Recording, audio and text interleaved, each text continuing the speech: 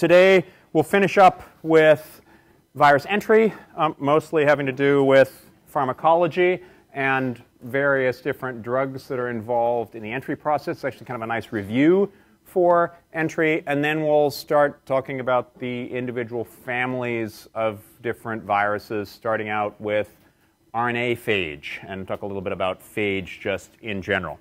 But last time, again, I'll try and start with a little bit of a review most times. Thinking about virus metagenomes, again, these are the sequences from the environment.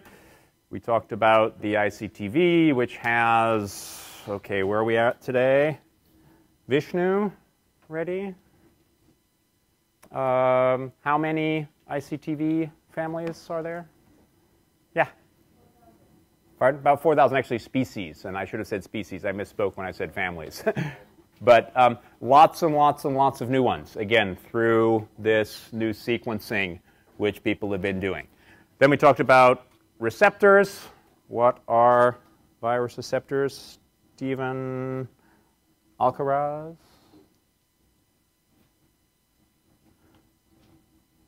We know what are virus receptors?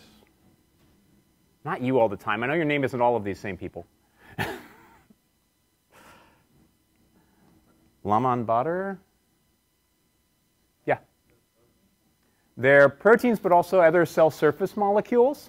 And they can very easily be lipids. They could also be other kinds of things. But what's one of the really critical things about the virus receptors that we talked about? Are they just virus receptors? No. They've got other cellular processes. And so that's really... Yeah, taking over the cellular processes, exactly. And so that's the most important of those. And then I'm not going to ask anybody what the process is that we get from membrane fusion, because we did that as a clicker question last time. How about the conformational changes of the proteins? Nuclear transport is mostly important for, well, Tim's already answered that one. James is not here today. Nicole? Remember? Overguard, actually, which is, yeah. Sorry, not Proctor. Particularly for DNA viruses, and why? Exactly, because that's where the DNA replication machinery is in the nucleus. And then for bacteria, what are we using? Andrew Lozaboy? Yeah.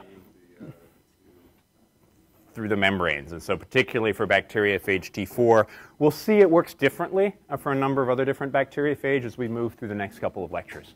But certainly that's what we've talked about so far.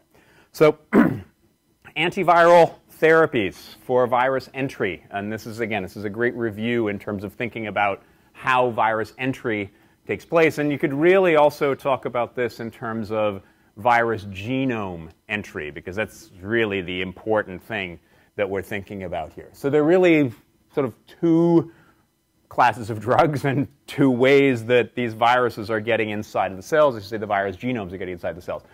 One is to block interruptions with receptors.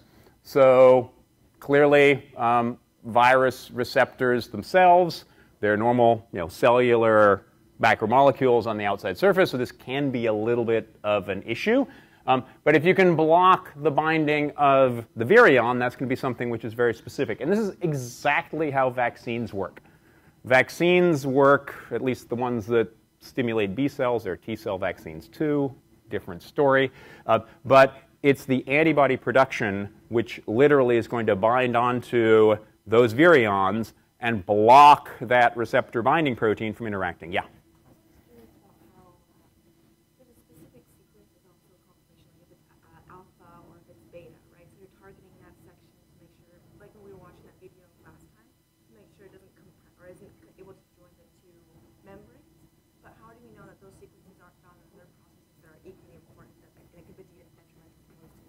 Okay, so I'll paraphrase your question, hopefully here. So how do we know, basically, that it's something which is virion-specific rather than something which is a much more general process? So like membrane fusion, for instance. Clearly you have to have membrane fusion take place. So if you just block membrane fusion, that's not going to be terribly useful. So the real key here is specificity. You want to have something which is very, very specific. And the way that that particular example we talked about with the HIV, GP41, conformational change, they screened through literally hundreds of thousands of different compounds to try and find the one which was very specific to that one specific piece. So that's pretty classic in the way that these things are done. In fact, a lot of the molecules we'll talk about here are the process of these really large-scale screens to try and find something which is very specific. Yeah, Nicole? For the blocking of the binding, is it a protein-protein interaction to do a structural change of the receptor so that there's not a matching form for the virus to actually bind to? Or is it like a amino acid change so that there's not some kind of signaling? Do you know what kind of change they normally go for? Okay, so there's a little bit, I'm not sure I completely understand the question here. So maybe at least to the stuff at the top here, the blocking of binding, this is usually just looking at a static case. So this is your virion, for instance, or the receptor. More down here for this uncoating process, we have conformational changes, and I think that's what you were addressing as well. Those are then where you actually address that particular case. And I don't know if anyone's listening to TWIV this week in virology. They had a really nice discussion about what form of the particular virus, I think it was rotavirus in this case, that you have antibodies interacting with your vaccine. And it turns out it was the wrong form that they were interacting with because the vaccine was made in such a way that the receptor binding protein, actually the fusion protein, was in a different conformation than the one they needed. So these are pretty critical in terms of making these vaccines. So, but the idea of vaccine is that you're producing either antibodies or T-cell receptors, which are going to interact very specifically with some particular part of your virion. And that's usually done by injecting, or orally, if you can get it to work that way, some form of whatever the surface of the virion is. On the other hand, much more specific processes, and these are more of the high-tech biotech recombinant DNA approach, is you can also try and prevent virus attachment, I should say virion attachment, to receptors by having antibodies that interact with receptors. What's the big danger with this? Where are we again? Shelby Kuykendall? Yeah. Yeah, so what's the danger of trying to treat a viral disease by having an antibody to the receptor?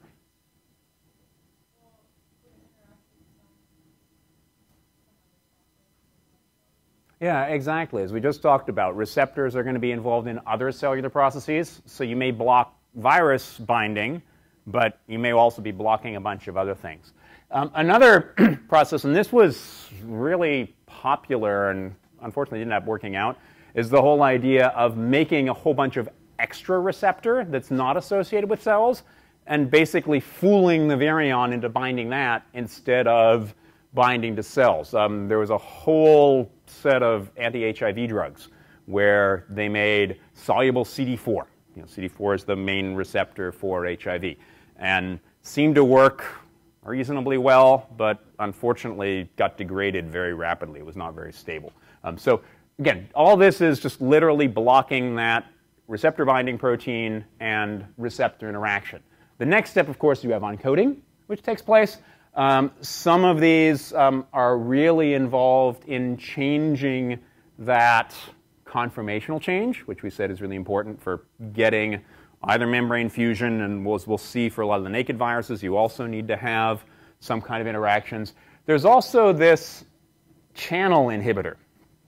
And the channel inhibitor is something we really haven't talked too much about, but this has to do with the virion, and very specifically of influenza. What happens in the endosome when it gets inside the cell? Roya? Here, I thought I saw Roya somewhere. Yeah. What happens in the endosome? Pardon? The endosome will dissolve, but what have we already talked about in terms of the endosome and why, how viruses sense that they're in the endosome?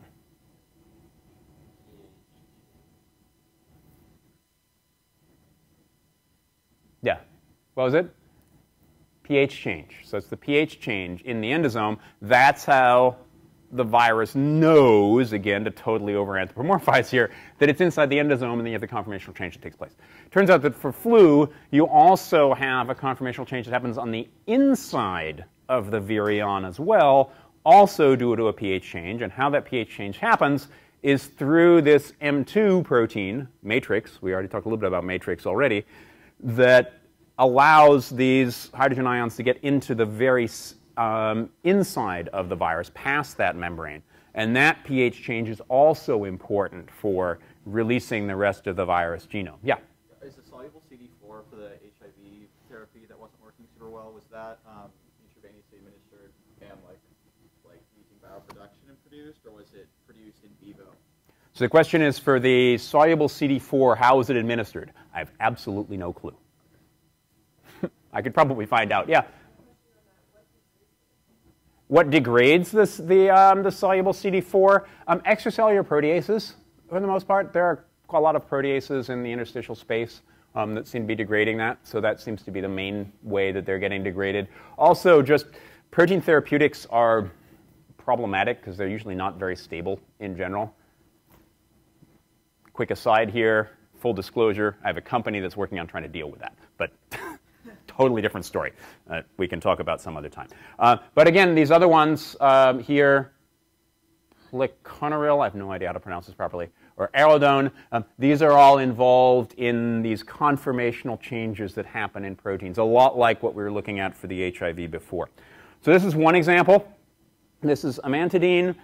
This is normally the red alpha helices or pink alpha helices here would be the pore. There would be a hole in the middle of that, and there's a drug which binds to this, Amantadine, which will block the transfer of protons into the center of flu and get it to acidify and then have this conformational change in terms of being able to release the genome. Unfortunately, the vast majority of circulating flu strains are resistant to this particular antiviral because they've had some changes in their nucleotide sequences which change the amino acids so they don't bind here anymore. And this is where that particular process is. Arildone is another small molecule, interacts with poliovirus. We didn't talk very much about poliovirus last time. It turns out that poliovirus, yes, it's a human virus, its genome release process was right up at the top of that wonderful review figure that I showed you. There's a conformational change that happens in poliovirus, which is a naked virus, that basically does a very similar thing to what happens with bacteriophage T4. There's a big conformational change and it makes a hole that goes through the membrane, and then the genome comes out through that. And this is the structure, the high-resolution crystal structure of the poliovirus capsid proteins. There are 4 of them, and this pink thing that sticks in the middle here. And what this does is it literally will block that conformational change so that it can't undergo. And it's a pretty huge conformational change, and we'll see that when we talk a little bit more about polio later on. There are some other antivirals that people use. One thing, as we just talked about, what happens in the endosome, the pH goes down. You can actually treat with drugs that stop that or block the acidification of the endosome. Same kind of problem here as you have with the anti-receptor antibodies. Clearly, endosome acidification is important. So these are some issues as well. Another one is an enzyme inhibitor. You may have heard about Tamiflu. People were all up about Tamiflu when we were talking about bird flu, a number of years ago now. But one of the first-line antivirals that's used in terms of severe influenza infections. This is an inhibitor of an enzyme, neuraminidase, which actually cuts off the receptor from host cells. Seems to be important for clumping of different viruses, et cetera. So this neuraminidase inhibitor also seems to work quite well as an anti-flu agent. Yes, in the back. Why do you only have 48 hours sick retail? Some people are getting way too far ahead of themselves for this class. No, great question. The reason for that is probably actually because once you have that infection, most of the pathogenesis with flu, which I don't know very much about, but what little I do, is a lot of the pathogenesis is actually the immune system's reaction to flu. It's not so much the flu itself. So once you have that immune reaction, then virus replication is actually kind of immaterial. That's my understanding of it. And I may be totally wrong, but any of this pathogenesis stuff, I'm a molecular guy, come on. So I love these kinds of structures. So this is the high-resolution crystal structure of the influenza neuraminidase with oseltamivir, which is also Tamiflu, is just a different name for it, bound to the active site of this enzyme and literally will block the activity thereof. And so we've got enzyme inhibition, we've got blocking of the conformational changes which happen in terms of releasing the genome, and then just right at the beginning, and this is one of the reasons I love vaccines, is that if you can block the interaction of the virion with the host, you don't have to worry about anything. So vaccinate, vaccinate, vaccinate. And hopefully I'll have said it 1,000 times by the time the term is done. Yeah, Jacob. Is the host neuraminidase different enough that oseltamivir doesn't affect it? So the question is the host neuraminidase different enough? And the answer is yes, very much so. The neuraminidase in the virus is a very, very different neuraminidase than the cellular one. Now, how we know this has to do with A, the sequence, but also the high-resolution structures. And so a lot of these drugs, I'm not absolutely sure about oseltamivir, but many of these were literally designed based on the high-resolution structure of some of these proteins. So you know what the structure is, you can design a drug which will inhibit it. So very, very useful to have, who cares about high-resolution crystal structures of things? Well, using them for drug design is a very useful way to do that. So quick summary. Again, recognition, it's all about that receptor-binding protein interaction. Entry, we can have a cell-mediated process. These would be some of those antibodies, and particularly the integrins that are involved in normally bringing things inside the cell, receptor-mediated endocytosis, or in some cases, in fact, mostly like polio, where you make a hole and release your genome directly through that. Often, you'll have membrane fusion, and usually this involves some kind of conformational change which is happening. Yes? So with the hole, is it big enough for parts of the cell plasma to get out? So the question here has to do with the hole that you form in the membrane. Isn't it a problem forming holes in membranes? You would think so, and it definitely is. So very often, that hole that forms is literally right around where that virus genome is. And in the case of polio, it's just literally like forming a membrane pore, but it goes into the inside of the virion. So that's just basically sort of forming an extension of the membrane. And they do seem to repair relatively quickly. They're pretty small holes. On the other hand, if you think about something like bacteriophage T4, where there's massive syringe, punching a hole, if it's just a couple of virions, it's okay. But if you have a vast excess of virions, the cells are really not happy. And this is actually a problem for the virus, because if you kill off your host before you have a chance to make more virions, this is clearly a problem. So there's sort of the sweet spot in terms of number of virus particles that you want. So talking about, we're going way back to when we talked about MOIs and the PFUs for one-step growth curves. You don't want to get much above 10 per cell, because as soon as you do that, you start to have these problems of making too many holes in the cell, and the cell's not surviving. Yeah?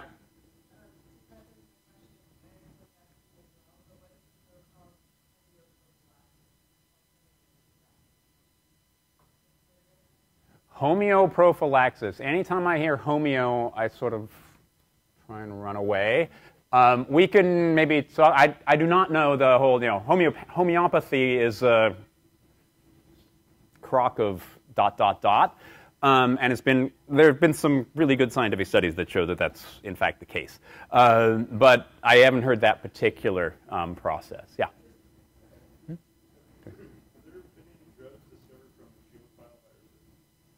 Any drugs discovered from extremophile viruses? So I'm not sure I quite understood.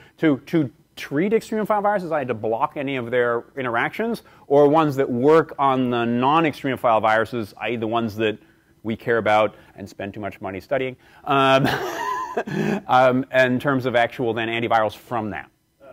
The second. Not that I know of, but nobody's really been looking terribly hard, at least to my knowledge. But getting back to this question here earlier about how do you get some of these molecules, how do you get something which is specific? People have been screening all kinds of different environments. I think some of the extreme environments as well. So nothing specific, but I'm pretty sure that some of these pharmaceutical companies have been screening lots of different things. And I know there are projects who are looking through lots and lots of different extremophilic environments, including extremophilic viruses, to try and find something that would do that. But I don't know of any success stories yet. OK, so we're in. Oh, sorry. Did they think they would tell me? Seriously, like, oh, we got this great repository, like, totally going to tell everybody about that, So I would say to that, I think I would, would anybody tell us? That's one of the neat things about the patenting process, is I'm relatively certain that someone would patent it. And once you have filed your patent, then you can disclose it. And I go to enough scientific meetings that if they'd found something like that, they probably would let us know after they had filed their patent. So that's, yeah, but hopefully, yeah. I think it's a great idea, actually, getting back to your question about that. And one of the things that we found, how are we doing for time? How long am I going to talk down this rabbit hole? So the structure of SSV1, our favorite virus, the lemon-shaped one that we'll talk about right at the very end of the term, there are some things in there which could have some similarities to the HIV capsid structure. And so understanding the structure of SSV1 could tell us something about the structure of HIV and how it gets assembled, which means we should get a ton of money from my lab to support studying the structure, right? Yeah, OK, good. Fortunately, I don't have any of you in funding agencies, and you don't need to tell me if that's the case. OK, so switch gears, talk a little bit about RNA phage. And I also wanted to talk about phage in general. We talked a little bit about phage as being bacterial viruses, which are really nice for potentially treating viral treatment of bacterial disease. So particularly things like antibiotic-resistant bacteria, you can use viruses to those antibiotic-resistant bacteria, which will cause those bacteria to die, and then you no longer have these diseases. So phage therapy is a really sort of undergoing a renaissance right now in terms of using viruses to treat bacterial diseases. And then we'll talk about RNA phage. Some of the really critical things about RNA phage are also going to apply to all of the other RNA viruses that we're going to talk about for the rest of the class. And one of the big issues here has to do with how do you balance the production of your messenger RNA with replication of the genome. And this is a big issue that all RNA viruses have to deal with. So a couple of key things, great things to study in terms of midterms, are what we're talking about in terms of phage. And then particularly for these RNA phage, it's all about secondary structures. And secondary structures, it's just base pairing that forms in your RNA, and then also the requirement for host proteins in terms of getting viral replication. But first, slightly over 100 years ago, Tort and Darel discovered these things that went through filters that made bacteria sick, and things that went through filters that made things sick were already defined as viruses at the time. We couldn't see the virions because no one had invented electron microscopes at that point. And in the early 1900s, people had trouble communicating all of these things with each other. But this is sort of the major treatise on bacteriophage, le bactériophage, son rôle dans l'immunité. So this is really the work of Félix Terrel, who's much nicer mustache than I have, who was a French-Canadian researcher who really pushed the whole idea of getting the community to think about using phage to treat disease. And he started out working with cholera, was incredibly successful in terms of treating cholera using anti-cholera bacteriophage. We'll see actually later that it turns out the reason cholera is pathogenic also has to do with bacteriophage, but again, different story here. And he really was the leader in terms of bacteriophage therapy. The major collection of bacteriophage in the world is at the Université Laval in Quebec, where the Derel phage collection is located. He moved later in life to what was then the Soviet Union and was also very instrumental in keeping, in fact, a lot of the phage therapy work there alive. So, phage therapy, again, treating bacterial diseases. There's a whole bunch, literally hundreds, and if we look at the metagenomes, probably thousands to tens of thousands of different bacteriophage.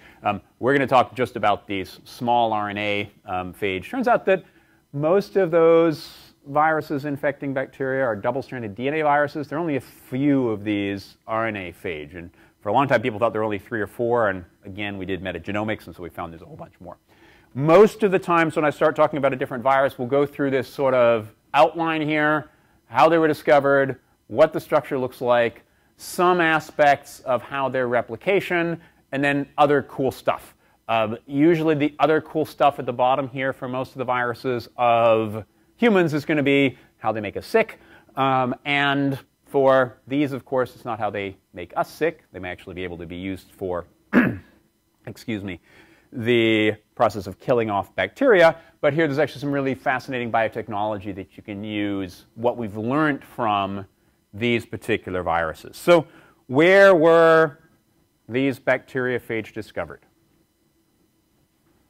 Where would you go and look for bacteriophage? Where there's bacteria. Where do you find a lot of bacteria? Sewage treatment plants. So these, in fact, most of the original bacteriophage, T4, T3, T6, etc., were from either these particular locations, or actually the T4 bacteriophage came from a treatment for bacterial disease. And so they isolated those. They just found things that killed off bacteria and then later isolated the individual viruses. But the first one to be found was from a sewage treatment plant.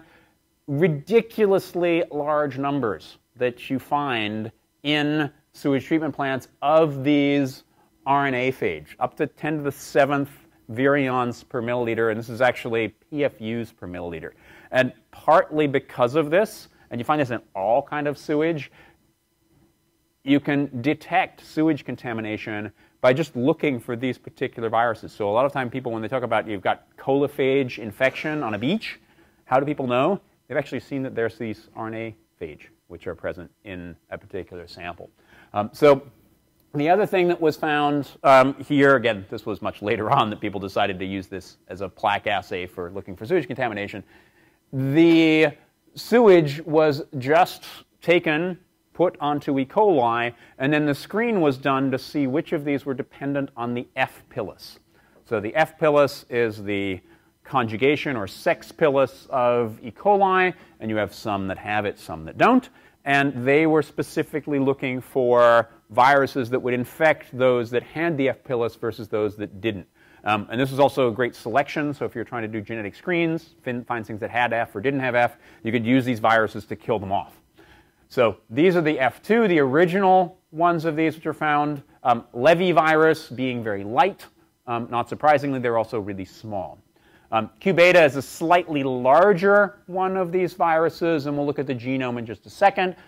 Part of the reason that people were excited about these early on was A, that selection process, but B, this was a great way to get lots and lots of RNA. Now, why did people care about RNA when these were being discovered in the early 1960s? It was actually hard to make lots of determined sequence RNA. If you've got 10 to the 7th PFU per mil, you're going to have a heck of a lot of RNA, which all has exactly the same sequence. So a lot of the early studies on messenger RNAs use the RNAs that were found in these viral genomes. It used to be that there were these two and maybe one or two more of these RNA phage, and then literally in the last couple of years, I think it was in 2016, at least 120 new ones were found just in going back and looking at databases and finding that there were actually a whole lot more of these things that were out there. But we don't know very much about those. Again, they were only discovered a couple of years ago. What we do know about is quite a lot about both Q beta and MS2. And one of the really fascinating aspects of these things is that they have very, very few genes that are coded for in their genomes. And so life, again, we can argue about whether viruses are alive later on, but just literally 4 proteins. You only need 4 proteins in order to go through that whole cycle of virion, replicating its genome, packaging the genome, making more virions, getting outside the cell, and going around again. And basically, if you think about it, the only 2 proteins that you absolutely need are going to be a capsid protein and some way of making more of your genome, or convincing the cell to make more of your genome. Now, in the case of these RNA phage, there are a couple of extra proteins. There's this protein called the maturation protein, or the A protein in MS2, and then there's a lysis protein that's present in MS2. The fact that it's shown down here underneath means it's coded for in a different reading frame relative to all of these other genes. And this process of overlapping open reading frames, viruses using their genome in a very efficient way, is something we're going to see again and again throughout the rest of this course. Usually, when we've talked about cellular genomes, you don't have overlapping genes. Virus genomes very often have overlapping genes. And we'll see the sort of the king of those, or the emperor of those, next time when we talk about some single-stranded DNA viruses. Q beta is extremely similar. It's got maturation protein, coat protein, and a replicase protein. Instead of having this overlapping open reading frame here, there's a protein which is made through a change in termination, in terms of translational termination, and this read-through protein, which is also, reusing this part and adding an extra part.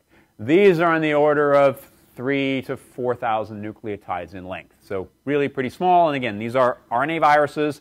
They've got totally normal 5' ends, totally normal 3' ends, no modifications to them whatsoever. And what this means is you can translate them. They can be perfectly easily translated. These, again, are bacterial viruses. So they've got ribosome binding sites, ATGs, and this thing is translated immediately. So the only thing that has to come inside the cell when you get an infection is going to be what? Let's see, where are we at? James Musser? Yeah, back. Yeah, so the question is, what needs to be coming out of the virion inside the cell if you've got one of these single-stranded RNA viruses than bacteria?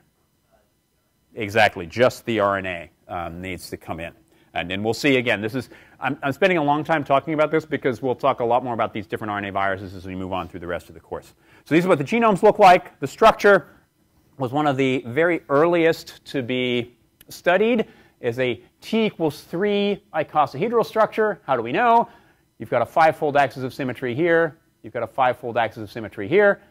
Getting from 5-fold to 5-fold, you make an H of 1 and a K of 1 gives you a T=3 icosahedron. So, next question.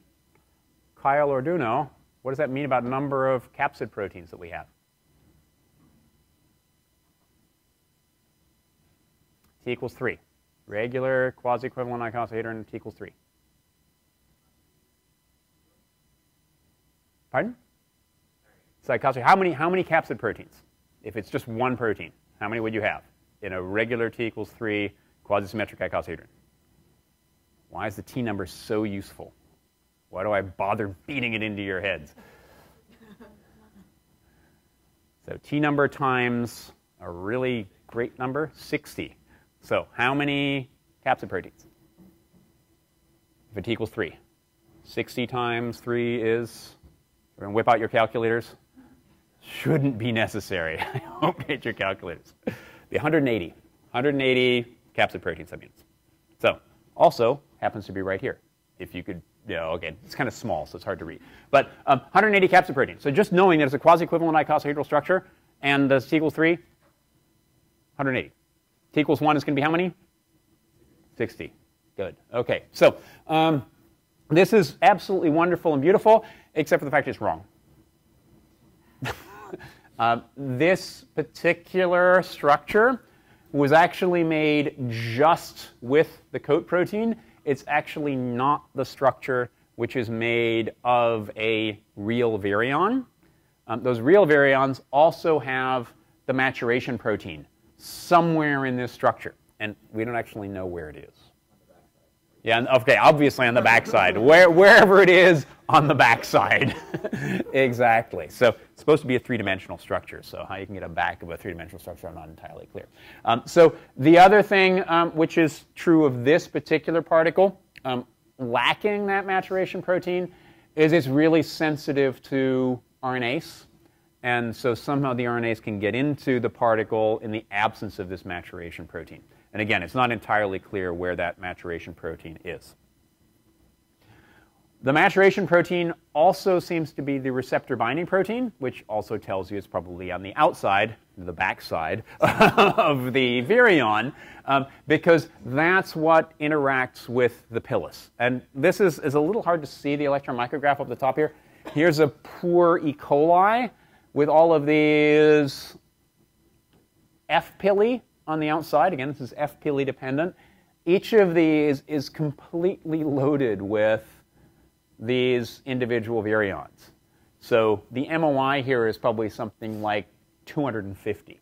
So each of these little blobs here represents one of those, I forget if this one's MS2 or Q beta interacting. And here's another example down here of all of these just absolutely ridiculous numbers of virions associated with this particular particle. Now, one of the big questions that we don't actually really completely understand is how that RNA now gets inside the cell. F. pili are really well known for contracting, because that's how you get conjugation taking place. These pull the two E. coli together. So it's probably that contraction process which pulls some of these virions inside the cell and are then released. The maturation protein does seem to get cleaved in that process. If you just look at one of these poor E. coli's and a whole bunch of viruses associated with it, you look at the maturation protein. After it's bound to the pili, you see a degradation of that. And as we mentioned before, if you look at the structures in the absence of the maturation protein, it's now sensitive to RNase. So the RNase could get in, but presumably the RNA could also get out. And so probably what happens is you have this cleavage of the maturation protein. The RNA is then released because the maturation protein isn't holding it in appropriately. But how that RNA gets inside the cell is not completely clear at this point, even though, again, these were discovered in the 1960s, even before I was born. Wow, it's a long time ago. So we have now the RNA inside the cell. What do you need to do with that RNA? Great, it's RNA, but the whole point of getting inside the cell is to make more virions. So how do you make more virions? You need a whole bunch of coat protein, 180 copies, one maturation protein, a couple of replicases, but you just have one RNA. How do you regulate those different amounts of each of those proteins? There's just one messenger RNA. And this, as we'll see, is going to be a classic issue for RNA viruses. How do you make a whole bunch of some proteins, structural proteins, and a lot less of the non-structural proteins or the enzymatic proteins? So that's one issue that has to be dealt with. And how do you make proteins? Translation.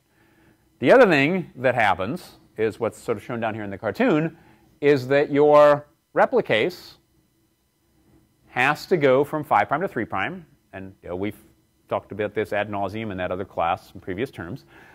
So goes from 5' to 3', copying your genome, but the ribosome is going from 5' to 3' along the template. So what happens? Boom. these things run into each other. Anybody make it to the seminar, biology seminar yesterday, with replication and transcription running into each other? Also, really fascinating problem, and a similar actual kind of issue to what happens here with ribosomes versus replicases. So this is a classic kind of situation, and it's not just something that we see in some of these viruses. Although RNA replicases, clearly, you don't have in most cellular systems, but transcription and replication turn out to be an issue. So in these cases, and true also is going to be for almost all of the RNA viruses that we'll talk about for the rest of the term, you're either translating or you're replicating. You're not doing both at the same time, at least not on the same molecule. And so that switching from making protein to making genome is always going to be a bit of a switch. You have a question, Nicole? Yeah. What if it just replicated extra copies first and then started using the ribosome to translate off of those copies? Because then there would be more copies than what it originally did. Yeah, so why wouldn't a virus make lots of copies of its genome and then translate all of those? Well, there's one particular problem with that. If you want to make a bunch of genomes first, what do you need to make those genomes? You need replicases, and in this case, the replicase is an RNA-dependent RNA polymerase. How many RNA-dependent RNA polymerases do you have in most of your cells? Nada. So what do you have to do first? You have to have some translation that takes place. So there are, and we'll talk about, there are lots of different strategies for doing this, but definitely that's one process. Yeah?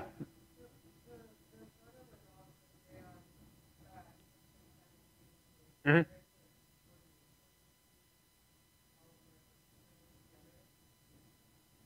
So I think understanding your question, maybe backing up to, is that the previous slide? Yeah, here. Is there any coordination in terms of, who gets in first, maybe, would be one way of thinking about it. Doesn't seem to be. We love to anthropomorphize viruses. I'm really good at anthropomorphizing viruses. But it seems to be pretty stochastic. Or like something that one bacteria on a virus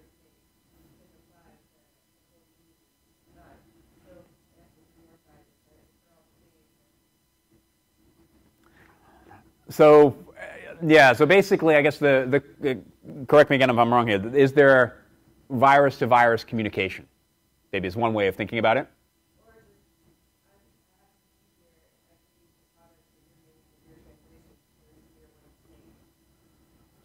Oh, so different virions taking advantage of, or different virus genomes maybe taking advantage of a different virion, which happens to be there, a different virus genome, taking advantage of some of the other processes which are going on there. So I'll follow along here, but maybe there is an RNA-dependent RNA polymerase which is already in the cell. Could a new RNA that comes in take advantage of that?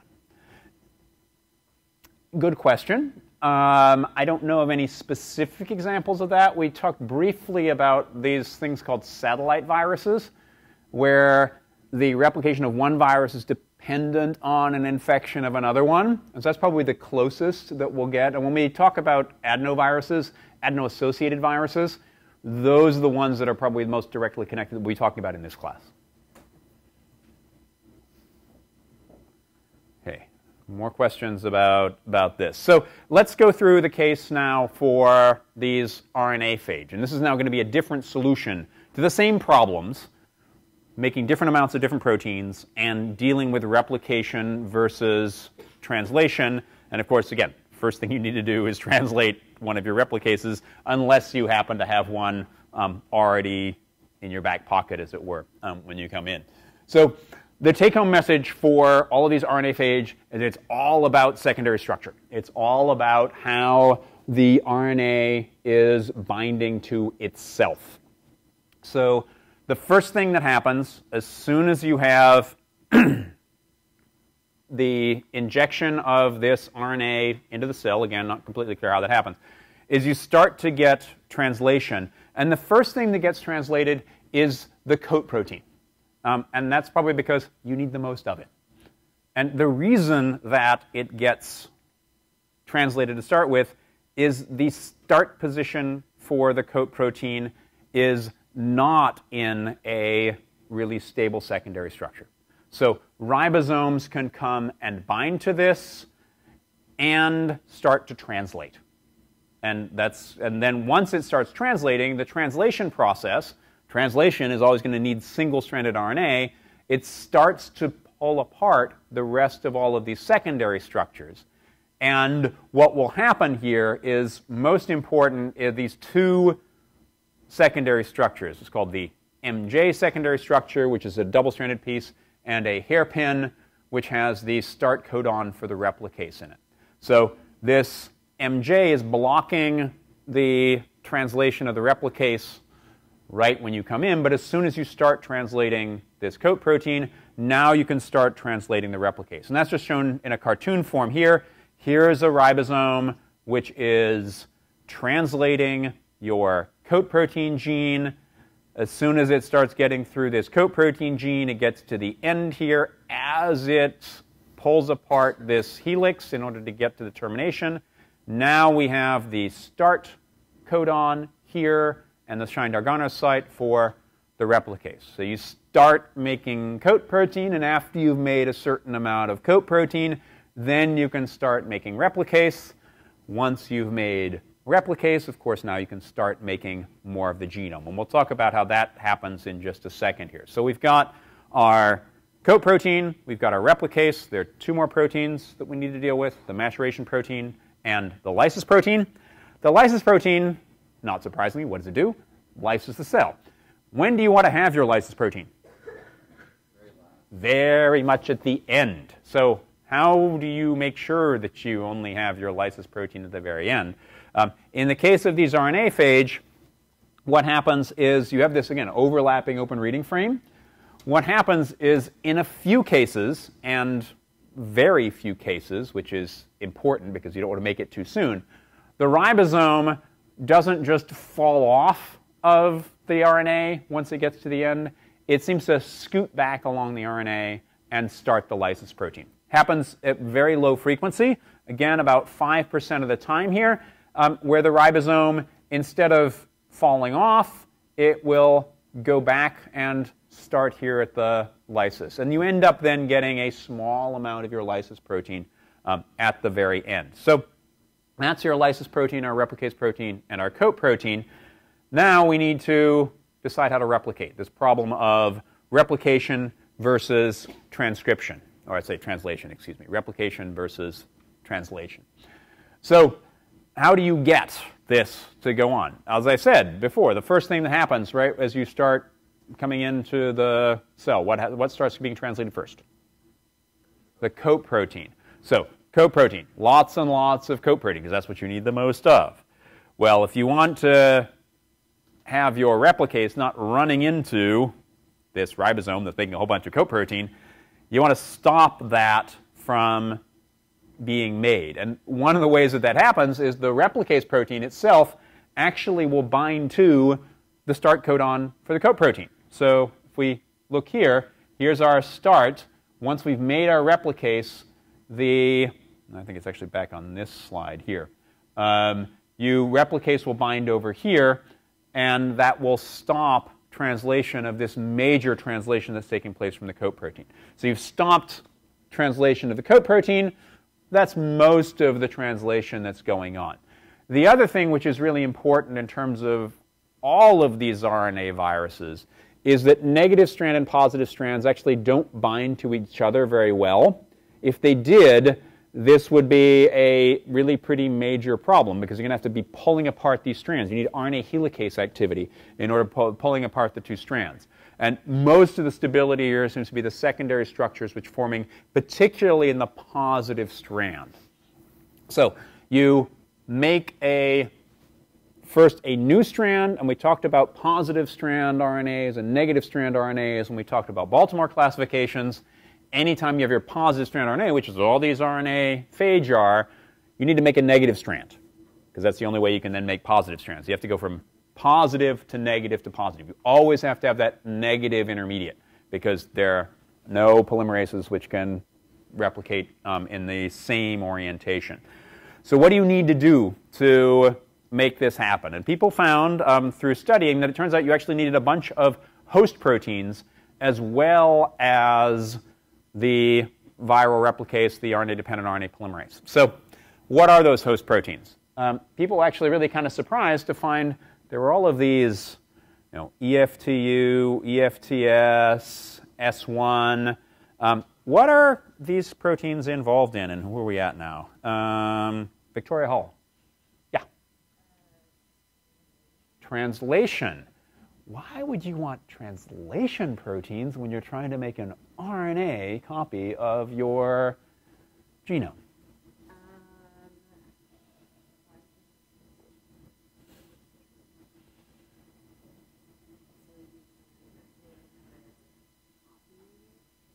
Okay, so you can make another copy, but why translation proteins? Why do you think translation proteins would be a useful thing to use in terms of making an RNA copy of something?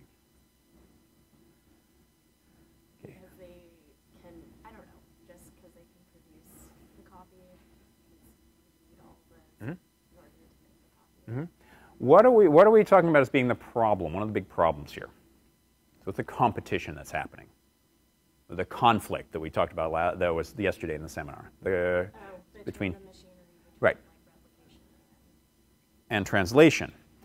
If you're using translation proteins for replication, can they be used for translation?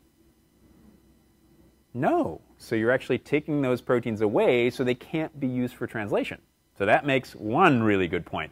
What's another point that may be a good reason to use these translation proteins? Translation proteins interact with the ribosome and tRNAs. So what's the ribosome made of? RNA. What are these things going to be interacting with? RNA. So at first people were like, okay, well, what the heck, what are all these translation proteins involved in this whole process? But the more you think about it, it starts to make sense because these are things that interact with RNA, and if they're part of the replicase complex, they're not going to be helping out with translation. So makes a lot of sense in retrospect. And the original researchers were also totally confused about why this would be happening. So it took, again, these were discovered in the 60s, so there have been a few people who have been thinking about this for a while. There's also a so-called host factor. Host factor is just a ridiculously horrible term, but it's just like you see with receptors. It's something that was found sometimes as, in fact, this is a host.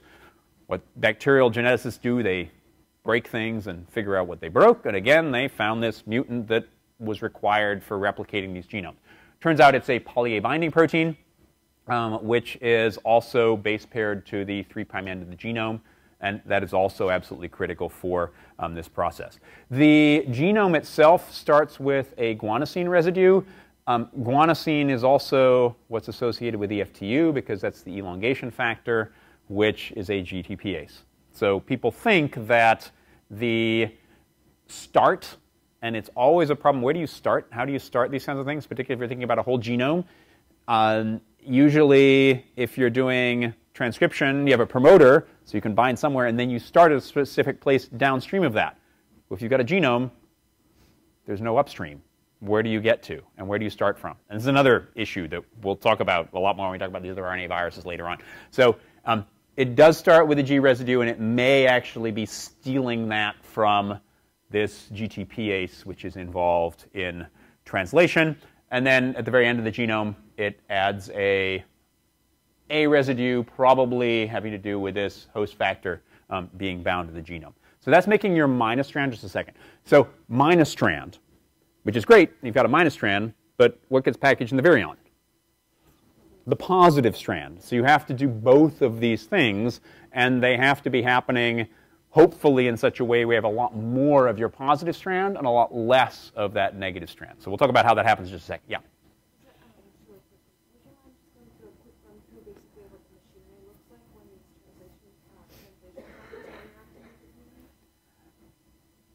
Okay, so basically what's part of this replicase complex? What's happening to some extent? So what seems to be happening, and again, we'll talk more about this in some of the other ones, but you've got your replicase, which is an RNA-dependent RNA polymerase, together with EFTU, EFTS, and the S1 protein, which is part of the ribosome, small subunit of the ribosome. All of these come together in one complex. And that's what seems to be required for making this minus strand of the genome. So it's all together as one, which is a great lead-in, thank you, to positive strand replication, where you just need the replicase. So you don't need all these extra proteins for doing that opposite strand. And because of that, that's probably how you end up with a lot more of your plus strand than you have your minus strand. You don't need all these extra proteins. You don't have to form this big complex. And so you end up with a lot more of these. The other thing, of course, is happening. If you're making a plus strand and you're translating, is this a problem anymore? Because they're going in the same direction. So if you're going to be replicating, you're going to be translating. The other thing is, are there good chain diagonal sequences and coding sequences in that opposite strand? No, you're not actually going to be having translation at all. So the last thing to mention in terms of this positive strand RNA replication, last term, again, that previous class that will remain nameless, we talked a lot about exonucleases, chewing in at ends of genomes, or just any kind of broken kind of messenger RNA, DNA, etc. There's some apparently protection from the cellular nucleases at the 3' end, may have to do with that host factor binding to the ends of your genome, the CCA, which is present at the end of the genome. That's a little speculative, but that seems to be going on there. And how do you tell if something's speculative? Is because Stedman puts a question mark right after it. We've already talked about the coat protein. We've talked about the lysis protein. We've talked about the replicase. We've talked about how you make genomes. We haven't talked about the maturation protein. So only one copy of the maturation protein, but it's a structural protein and probably is involved in interacting with receptors, hiding on the backside of the virion. And how do you make this? And again, how do you regulate different amounts of proteins in any of these RNA phage? Has to do with secondary structure. So secondary structure that you find at the very 5' end of these genomes. Here's the 5' end right here of the genome as it comes inside the cell and as it's being made, again, lots of plus strands by the replicase. So 5' going through here all the way to 3'. Now, the key to this is this Shine-Dalgarno sequence. Shine-Dalgarno sequence, that's what's going to bind to the small subunit of the ribosome, allowing you to get translational initiation. Interestingly enough, the start codon for this protein, the maturation protein, is a, back up here, GUG, so not an AUG. It's an alternative start codon, so you actually use a lot less of this.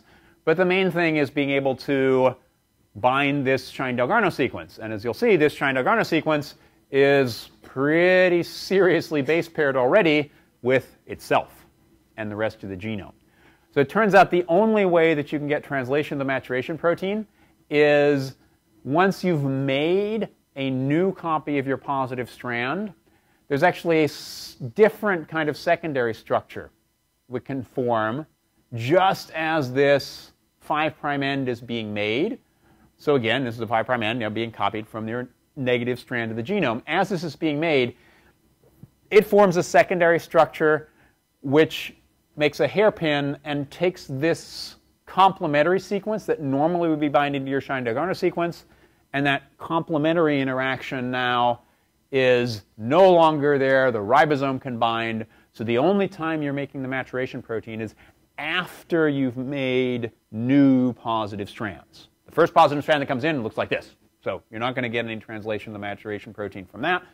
Only after you've started to replicate your genome, now you can start to make the maturation protein. And if you think about it, it's one genome and one maturation protein per virion. So it makes perfect sense as far as that's concerned. So we'll talk about assembly and release on Monday. Everybody have a good weekend.